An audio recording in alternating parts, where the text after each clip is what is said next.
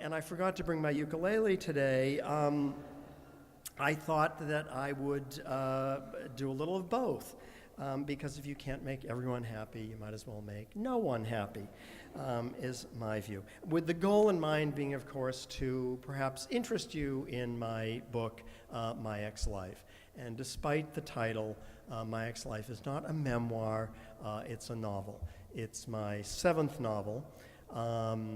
The first one was published in 1845, I think.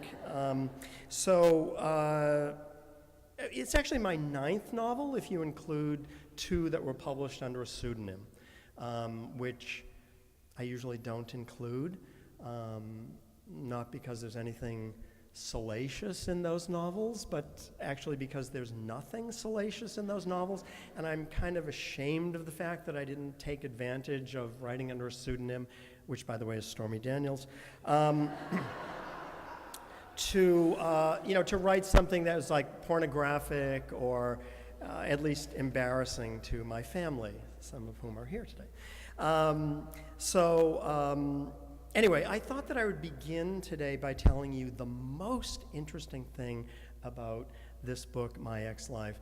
And the most interesting thing about it is that it has the same publisher and the same editor as James Comey's book. And this fact, along with the fact that we, and by we I mean Jim and I, have some of the same people on our acknowledgement page, has led me to believe that my largely comic in tone and entirely domestic in content novel suddenly has great geopolitical significance. And that I have license and authority to expound upon issues of, national security and so on and so forth. So if you want to know anything about that, I'm ready to talk about that. Unfortunately, George Stephanopoulos doesn't seem to agree with this view of my abilities and has not yet asked me for a 5-hour interview. But I'm hopeful. The book goes on sale on May 8th, although it is for sale out back here today. So having told you the most interesting thing about it, I'll tell you everything else now. And then I'll read a little bit from it, and then I will answer any questions that you might have. And since I'm assuming you might not have any questions, I brought my own. So you can just relax. None of my books is especially autobiographical. Well, one of them is a little bit, but most of them are not. But they're all based kind of on my observations and my experiences of life. And in my observations and my experiences, you get to a certain stage of life. And in my case, I recently turned 45. And more recently than that, I turned 62. And you look in the rearview mirror and you see a bunch of ex-lives piling up on the road behind you.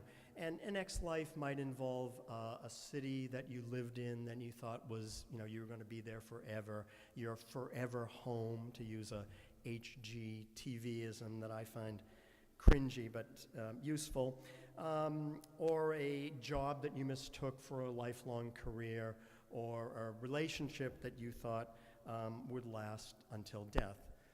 And by death, obviously, that means death of the other person, hopefully. But because little in life plays out as we expect it will, you moved on, you got a new job, you broke up with this person. As one character in this novel observes, all couples start off as Romeo and Juliet and end up as Laurel and Hardy.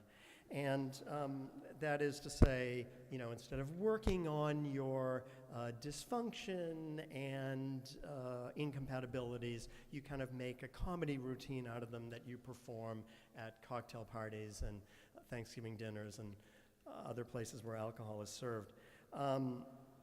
So the question posed by this novel is there a kind of glittering emerald city awaiting your arrival somewhere down the road ahead of you, the perfect life, the happy marriage, or is a revisited, reconfigured version of your ex-life your best chance at happiness? And I don't mean, of course, a repetition of past mistakes and a reenactment of the relationship that ultimately failed, but I mean isolating the aspects of a relationship that were good and that did work and adapting them to the new realities of your life now, more mature, less restless, to create something that's new and gratifying. And I'd like to point out that whenever I mention the title of this novel to people, they often begin recounting to me their adventures in cyberstalking ex-boyfriends or high school sweethearts or some spouse that they left, 15 years ago. So there appears to be this belief, which I share, that there's something appealing about revisiting one's ex-life. And it sort of aligns with the need for stability and also a kind of new, fresh input into life. It's the subject of Noel Coward's Private Lives, if you know that play, and it was also the motivating factor behind at least a couple of Elizabeth Taylor's marriages to Richard Burton. So in terms of this novel, of the love story, different... Well, I'll just tell you a little bit about it. Julie and David, the protagonists of My Ex-Life, were married and divorced in their early 20s, and they lived in New York at the time. After they separated, they decamped to opposite coasts. David went to San Francisco, and Julie moved to a town called Beauport, but very much like our neighbor here on the North Shore, Rockport. And if any of you know that town, you'll recognize it in the novel. And I think Beauport was like the original name of Gloucester or Rockport. Would you know which one? Was it Rockport? One or the other, anyway. And it's obviously the name of that wonderful house museum there, the Sleeper House in Gloucester. In any case, David came out as gay. Julie remarried, and she now has a teenage daughter. But these new lives that they've constructed for themselves turn out to not really be Oz either. David is kind of weary of helping the spoiled children of wealthy San Franciscans get into the colleges that their parents think they deserve to get into, because everyone's child is gifted, as I'm sure you all know, those of you who have children. And I've been teaching in academia for 30 years, so I know all about that. Julie is kind of discouraged after months of helping to finance divorce number 2 by renting out rooms in her large Victorian-era house through Airbnb. As for Mandy, her teenage daughter, who is kind of the third leg of this triangle, she has the misfortune of being named after a Barry Manilow song, much to her disappointment. And as the song goes, oh, Mandy. Julie at least takes some pride in the fact that she has completely given up weed every day for the past 3 years, since husband number 2 asked to separate from her. So I thought I'd read a little bit from each of these two main characters' point of view, just to give you a sense of what they're like as people and what the kind of voice of the novel is. And I'm getting over a cold, so if I begin coughing uncontrollably and pass out, just ignore it. It's a shameless bid for attention. No, it was not the happiest moment of David Hedges' life. Soren, his partner of 5 years, had left him. He'd gotten fat, and somewhere in the midst of that, he'd woken up one day and realized he was no longer in his 20s or his 40s. The last person he expected to hear from was Julie Fisk.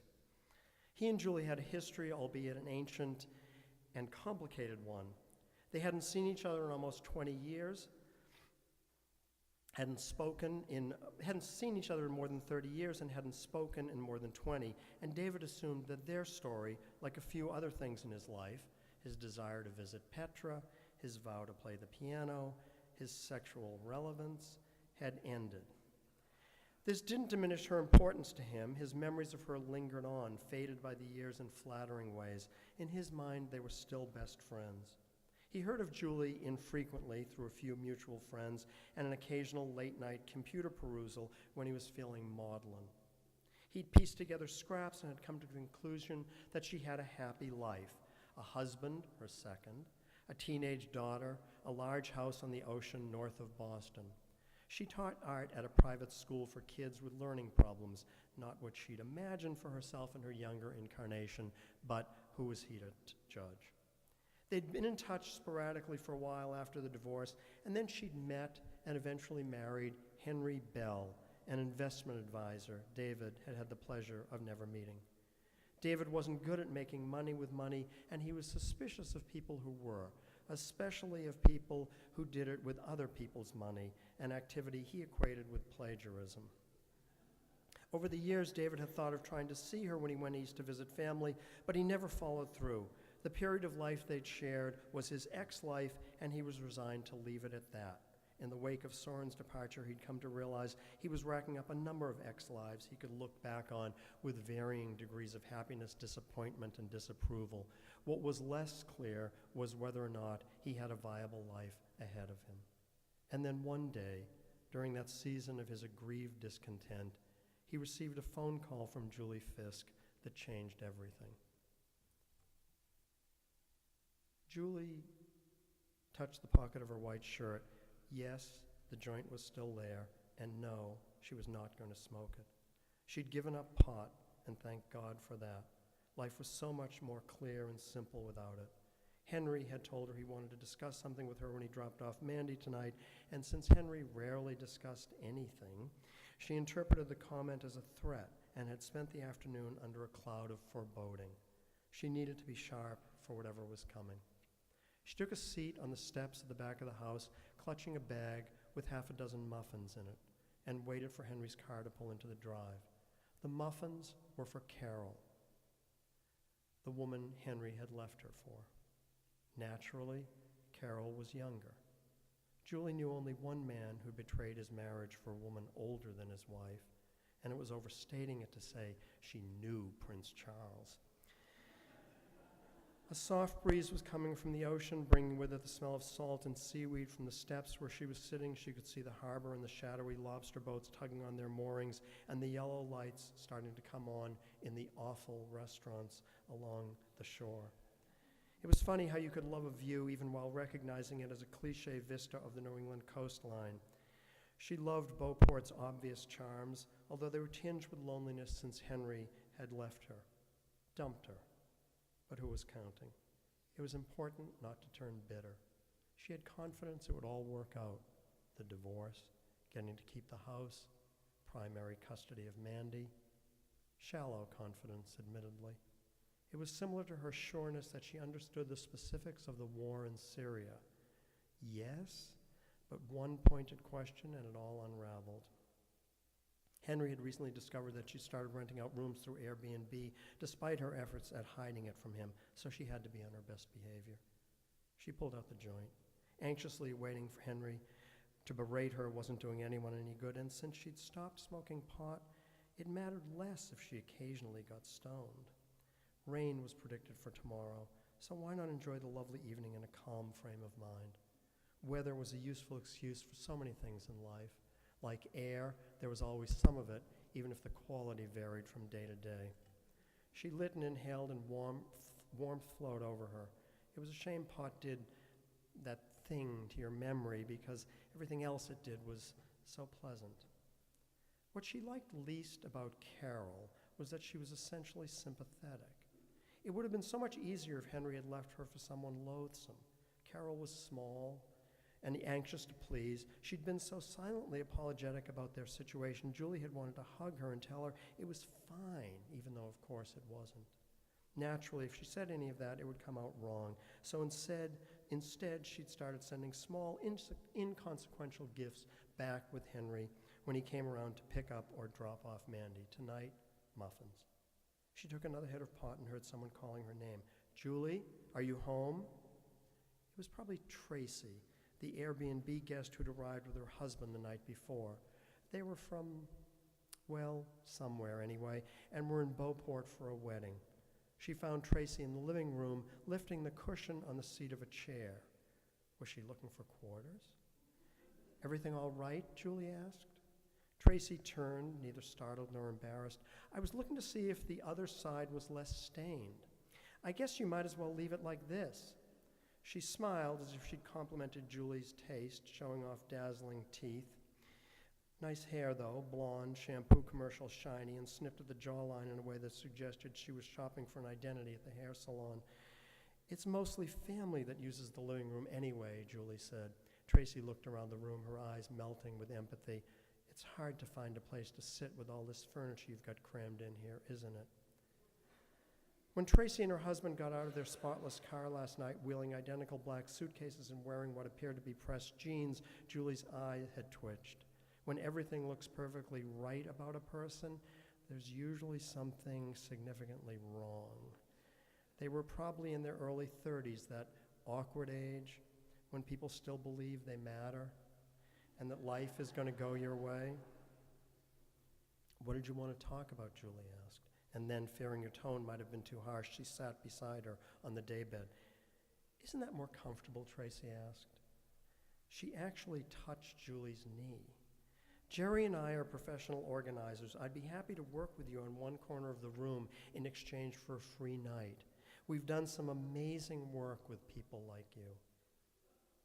This was an accusation, one made in the superior tones of a religious fanatic, but it's always compelling to have someone tell you about yourself, even when it's something you'd rather not hear. A car pulled into the driveway. She did not need Henry to walk in on this conversation. So Henry arrives, and midway into his visit, Julie brings him into the house to the very daybed where she was sitting with the personal organizer, and the following conversation ensues about their plans for college education for their daughter. Henry plopped down wearily and sat in the chair opposite him, or something. What was that? And she sat down in the chair opposite him. He cast a disapproving look with contempt in his eyes. We have better schools where I'm living now. She stood. No. Perhaps she'd said it too loudly. There was a creaking of floorboards from the room above. Absolutely not. Better schools, better counselors, more motivated students, a better place for Mandy's senior year. No, it's not part of the discussion.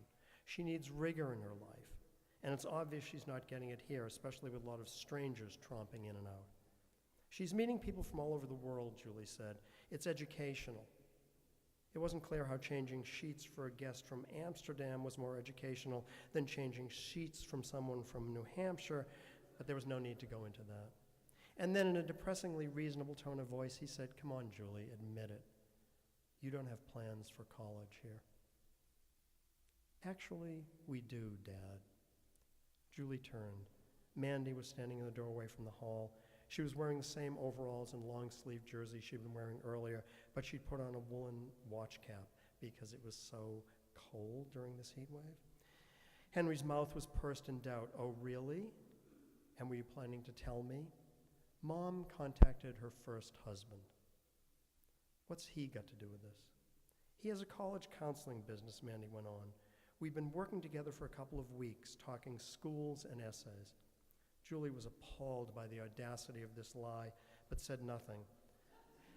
A couple of months ago, Mandy had come across boxes of records and books of David's that were molding in the basement. Julie had no idea they were down there or why she had ended up with them in the first place. The boxes were a little time capsule of a previous life she thought she'd let go of decades earlier. Who's David Hedges? Mandy had asked, reading the name from inside one of the books. As Mandy was flipping through the albums of Jane Birkin and Françoise Hardy and other French singers David had introduced her to, Julie had felt an unexpected surge of nostalgia. The man I was married to briefly 1,000,000 years ago, she said. In the end, we decided we were better as friends than husband and wife. Mandy had nodded, studied the records, and, drawing a conclusion, said in a nonchalant way, gay? There was something galling about the fact that Mandy had apparently surmised in 10 seconds what it had taken Julie years to figure out. She acknowledged that he was. We lost touch after your father and I met. He lives in California. I was thinking of him the other day. And then as ghosts started to rise from the cartons, she said, we had a little dog named Oliver with a tiny body and huge ears. Obviously, Mandy had done some investigating on her own. I thought he was in San Francisco, Henry said now, appropriately enough. We're working on the phone and through email, Dad. Henry stood up from the daybed and leaned back to relieve his spine. He and Carol loved showing off how much pain and irreparable joint damage their obsessive fitness cost them.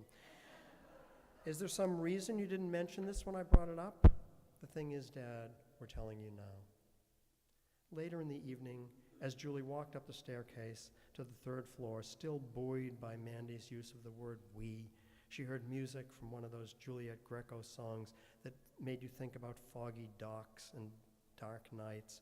It was warmer up here under the roof, and it smelled of tar and sun-baked wood. When Mandy opened her bedroom door, the conspiratorial affection she'd shown earlier seemed to have evaporated. Probably it was too much to hope it would last. That's such a beautiful record, Julie said. It makes me happy you're listening to this music. I'm not, really. I'm listening to the scratches. Surely there was something appealing in this, too? As you can probably guess, Julie said, I have a lot of questions. I know, Mom, but you don't have a lot of time. She reached into the pocket of her overalls and handed Julie a scrap of notebook paper with a number on it. I think you should call him tomorrow. So that's how the book basically begins and sets in motion this new connection between David and Julie. He comes east to help out with Mandy's college essays. There's a lot about that. And he comes for a week and extends it to 10 days and then to 2 weeks, etc.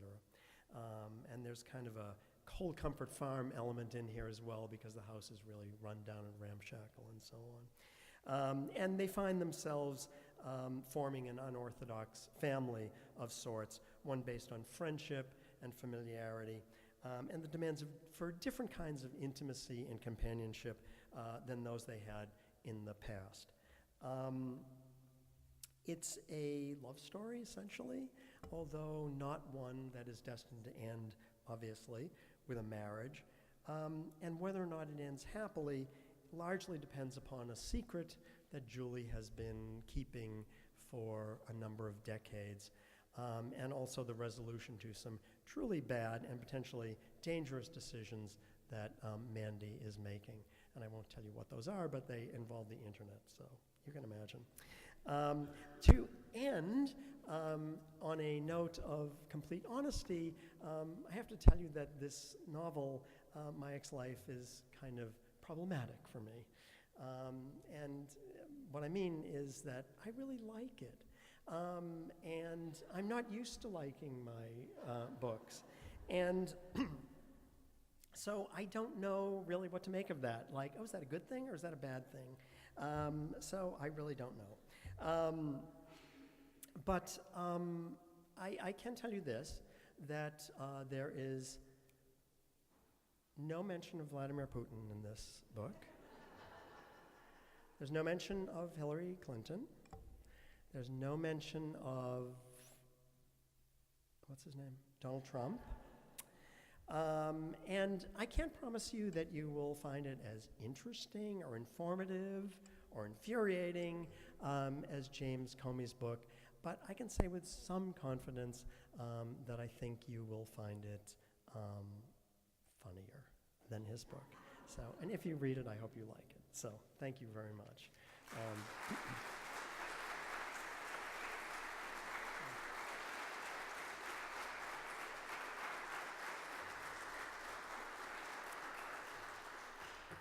So I'm ready to take any questions that I might have. The first question is, your most recent novel was published in 2010. What took you so long to write this one? That's kind of a rude question. But, I got behind on my laundry, and, it took a while to catch up. So, in the meantime, I was working on a couple of novels that were published under a pseudonym, which was this gig that I got from a publisher. And it was this really, fun opportunity for me to step outside of the usual kind of writing that I do and enter into this other persona who was writing the book, whose name was, and this is as cringy as Forever Home, whose name was Rain Mitchell. And Rain Mitchell, the publisher loved that name because they thought it sounded like because the novels are about a yoga studio in Los Angeles. And the publisher thought that this sounded like a kind of new age, dancer or something, androgynous. And to me, it sounded like a British hooker working in Southeast Asia or something in a Somerset Maugham novel, that kind of thing. And so I wasn't entirely idle over the past 8 years. I was working on those books, and then this came along. And I never thought I'd finish it, but I did, and I like it. There's a lot about Airbnb in my ex-life. Why is that? Well, very good question. I am kind of obsessed with Airbnb for several reasons. One of the reasons is because I am incapable of writing at home. And so the way I work is I rent Airbnbs in different places, and I stay in them, and I then go out to the public library in the town where I'm staying, and I write there. And I love staying in Airbnbs. Number one, because they're so consistent. All of them have, no matter how tiny, and I rent really tiny places, hundreds of throw pillows. And so many throw pillows that you don't know what to do with them. You can't sleep on the bed. There are so many throw pillows on it, and the room is so small that you can't put them in the closet. So it's completely, because there's a lot about throw pillows in this novel, which I know is not really a selling point, I'm sure, but I'm warning you. But the other thing that I love about Airbnb is that we live, this is not a big cultural observation, but we live in a very schizophrenic time, right? That we are kind of, on the one hand, obsessed with privacy, to the extent that people don't even use their directionals when they're driving. You may have noticed this. My brother, who is here, is one of those people. And when I asked him, why don't you use your directionals? He said, it's nobody's business which way I'm turning. So there's that. And on the other hand, people are posting their most intimate details on Facebook and other forms of social media. You can't really go to a mall, and go into a store without seeing somebody taking a picture of their kid who's this tall, which you can't see, but really small, 5-year-old kid in some Marilyn Monroe calendar pose, and posting it online. It's really kind of shocking, this kind of dichotomy. And, people have the right in certain states in this country to shoot you if you show up on their front doorstep. But on the other hand, millions of people around the world are just letting complete strangers into their house, sharing their kitchen, sharing their bathroom, sleeping in their bed, not while they're in the bed, but so on. And to me, this is just absolutely fascinating, this kind of disconnect, one from the other. The other thing is that because I began renting so many Airbnb places in various places around the country, it became expensive. And so in order to fund that, I had to run my own Airbnb operation. And I actually have 3 properties where I rent out, rooms through Airbnb. And it's a wonderful device for a novel because, it is this sense of new people coming in and kind of this, convergence of strangers, and what is going to happen as a result of that. What kind of encounters will there be, et cetera, et cetera. Julie, and a lot of people are making a lot of money from it as well. Not me so much, but other people as well. I'm sure there are people in this room who are running Airbnbs out of their house. But I won't ask. Yes?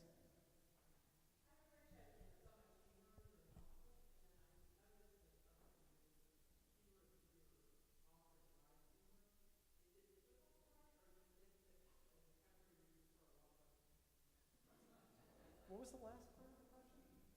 What was the last part of that question?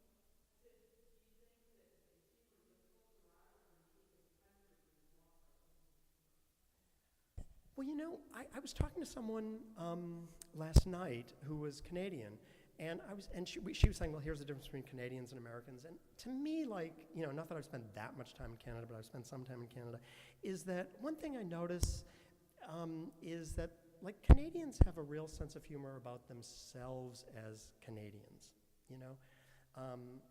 and I think Americans don't have much of a sense of humor about ourselves as Americans, because it's very serious business being an American and so on. So, I'm not sure.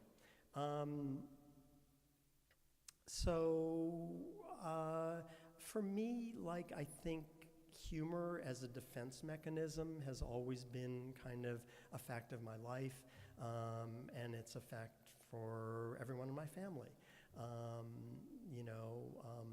My mother had this very ironic, self-deprecating sense of humor, and she passed that on to all of her children, and I'm enormously grateful for that, because I think it's kind of a good way to deal with things in life.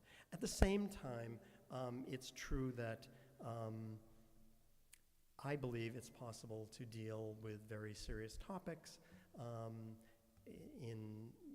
by using comedy and using humor. And for me, things are most funny when they're kind of on the border between something that's true and something that's exaggerated for the sense of humor. And so there are a lot of lines in this book of observations and so on that are exaggerated, but they're rooted in truth and rooted in the way I see the world. So, yeah. I'm glad you think it's funny. Yes?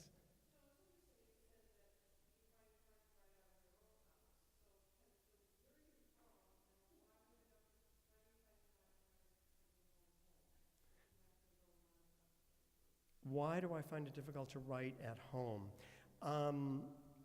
Because that bathtub needs constant cleaning. It's just fascinating. It's just, the amount of soft scrub that I use when I'm writing something is just, financially impossible. So that's basically why. What?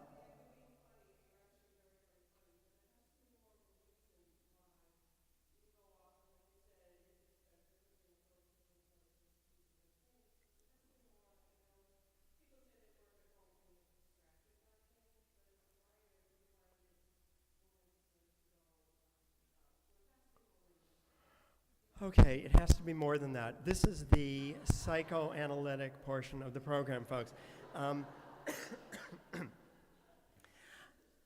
Well, honestly, for me, actually, you know what? I just wrote a piece for the New York Times travel section about Airbnbs and about this issue.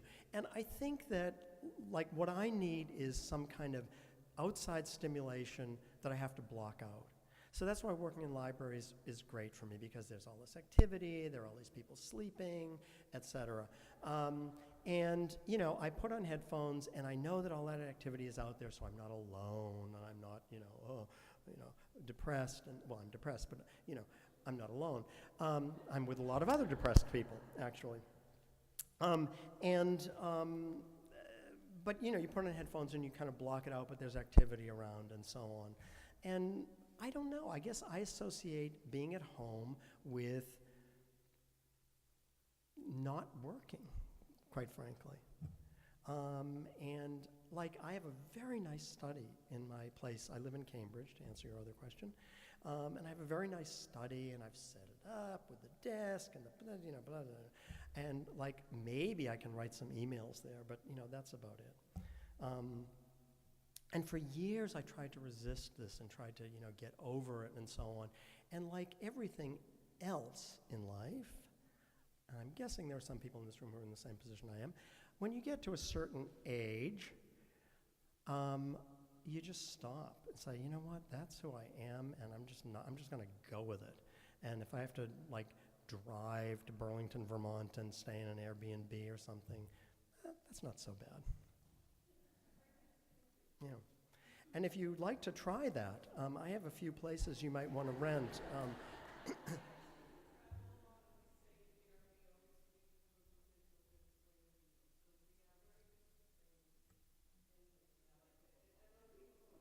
Yeah. Well, the other thing is when you stay in other people's houses, you get little insight into their lives. And people tell you, I can't believe, I mean, no kidding, the amount of stuff that I have heard about, infidelity and bisexuality and financial problems, there's always a lot of those, is amazing. And I lap that stuff up. I love it.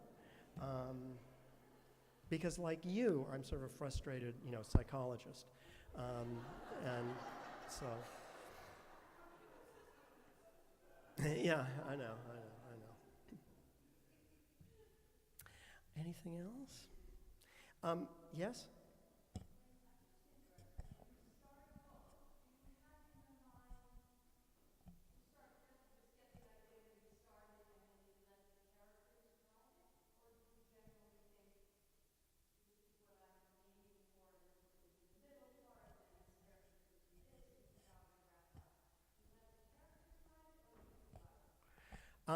Well, I'm a terrible driver, for one thing.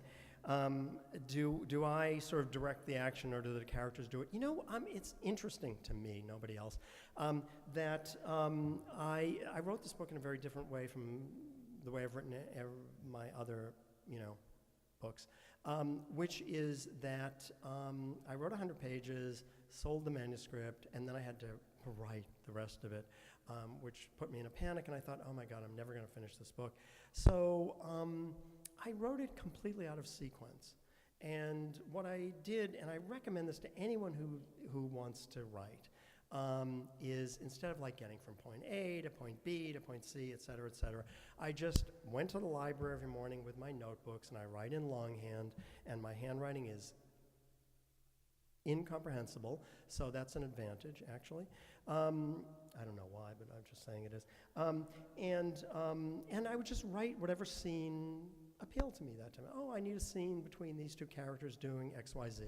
And I ended up with this giant stack of notebooks with stuff in them, completely out of sequence. And then I put all the little scenes on note cards, and I rearranged it and reshuffled it and kind of tried to put it together into a coherent narrative. And you can be the judge of whether or not I achieved that, but it was a really fun, liberating way to write. And I had a vague sense of where I wanted it to end, but I wasn't sure how I was going to get there. So, yeah, it's more fun to do that. Yes?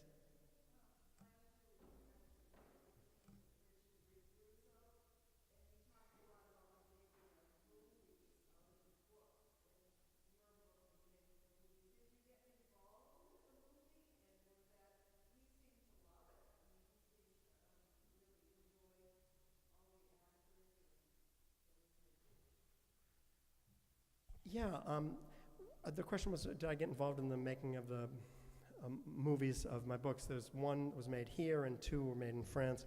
And, I tried to get involved in that process, but they were not interested in having me involved in it. In fact, my first novel, Object of My Affection, I met one of the actors, one of the sort of secondary actors later, a couple of years later, at a play, and I went up to him and I introduced himself, and he sort of looked at me and he said, He said, well, the director told us not to read the novel because it would just confuse us. So, But look, I enjoyed the process of cashing the checks, and not that they were that great, but anyway. And in France, it was a completely different experience because they actually were interested in like what I thought of the script.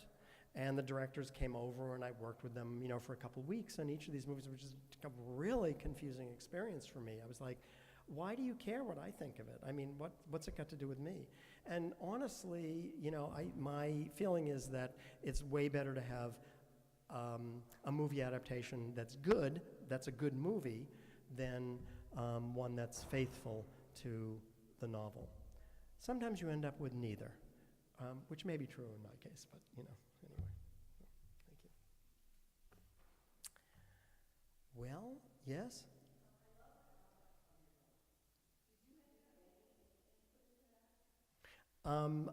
No, none. What's always happens to me is that, like, the publisher sends you a thing and they say, we hope you like this as much as we do. Everyone here loves it. So what am I going to say? But actually, you know what? I didn't like it when I first saw it, and now I love it because it's really colorful, and it's kind of, and it has textures on it on the cover of the book, and that's fun. And I guess it looks like scraps of Post-it notes or something, where people are trying to piece together their lives so it makes some kind of metaphoric sense. So, yeah. Yes?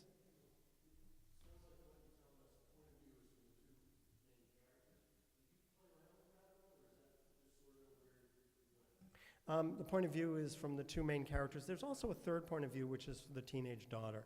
And I had written about 100 pages of the book, and I sent it to a friend who read it, and she said, there's something weird going on with this girl. Why don't you, examine her a little bit more closely? And as a result of that, I kind of got this whole other storyline that I really love.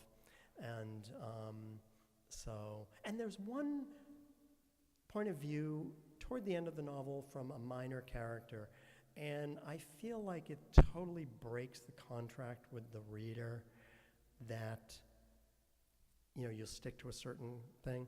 But I had so much fun writing that I insisted on keeping it in. So anyway, thank you very much.